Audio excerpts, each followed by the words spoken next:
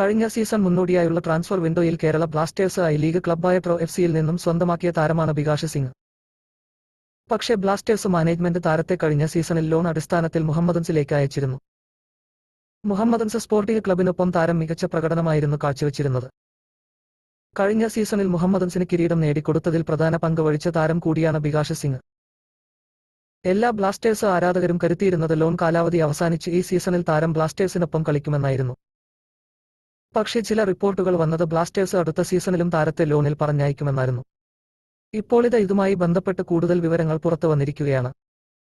നിലവിൽ ലഭിക്കുന്ന റിപ്പോർട്ടുകൾ പ്രകാരം തായ്ലൻഡിൽ നടക്കുന്ന പ്രീ സീസൺ ക്യാമ്പിൽ ചേരാൻ ഒരുങ്ങുകയാണ് ബികാഷ് സിംഗ്.